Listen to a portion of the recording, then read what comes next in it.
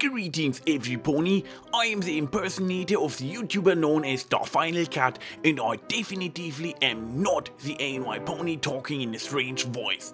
Now, here is my answer to the question about how magic in Equestria works, asked by the most awesome, best looking and nevertheless very modest reviewer with the sexy German accent all the ladies love him for, the AnYPony, who is definitively not me talking in a strange voice.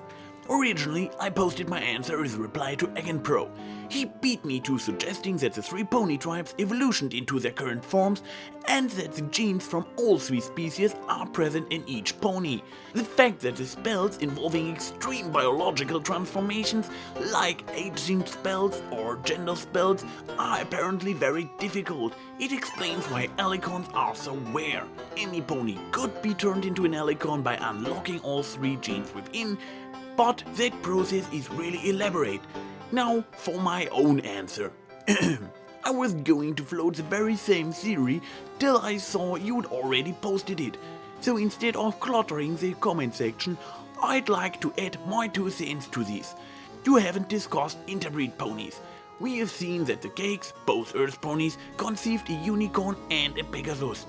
The few mating/dating canons out there are very sex-centric, but we know that there has been interbreeding in the past and that unicorn/Pegasus genes are recessive. The huge gene pool available coupled with the interbreeding may in the future through evolution and natural selection produce mutant offsprings who may have suppressed horn growth but still channel a weak or maybe strong magical force. In Feeling Pinky Keen, Twilight said that known magic was already an established and well-defined empirical subject. That means that the magic in Equestria follows certain physics, which, to a certain extent, are detailed in pony books. This means that giving a certain cellular component which reacts to hypothetical magical fields to harness this latent energy and directs into direct physical changes, any living organism able to sustain such cellular components and be able to regenerate such components will be able to harness magical power. We have seen non-ponies possess magical abilities as well as inanimated objects have been induced magical properties, like the Elicon Amulet and Thornbrass Gate. This means that there definitely exists some unknown field which, through certain actions, can induce magical properties in even inanimated objects. This leads me to believe that they are somewhat like EM fields, and there might be certain substances that are less susceptible to contain magic than others. Now, the Elicon Amulet can do 2 of those things. It either embedded magical power in a pony, much like it was embedded with magic, or it produces a strong polarization of the magical field created by a unicorn due to the cellular components and amplifies it. If it's the first one, then any living creature could perform magic.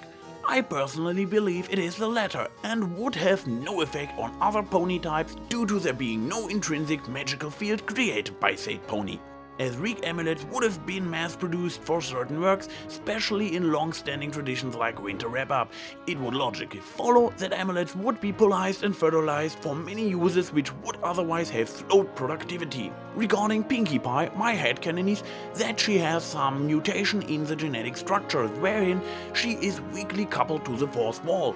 She can subsequently access different planes of existence and has involuntarily reactions which predict the future because, much like our universe, the universe is not only 3D. Based on my view on many worlds' interpretations of QM, I believe that there will exist several Pinky states within the multiple universes. When an observable event occurs, the universe collapses from all possible outcomes to the outcome observed. Normally the different universes can't interact, but given Pinkie's molecular structure, her states superpose non-trivially and cause a reaction in her body. Of course, given the limitations of biology in implanting abstract mathematics into the system, this leads to only a weak coupling, only reacting to involuntary warning signals, probably only interpreting BERT results and lacking hardware to process powers to store and analyze all those results. I'd like to conclude my speculation that no pony can possibly understand Pinkie Pie science because they lack tools and theory to successfully probe the anomalous conditions or devise an empirical tested theory around it. Regarding Segura, I have never seen her use magic, but use potions and such made from natural ingredients. I believe it is due to the same magical inductions by certain cells in various plants that bring about special properties, and Segura is knowledgeable but not a generator of magic. Thank you, dear viewers, for your attention. The Final Cut signing out.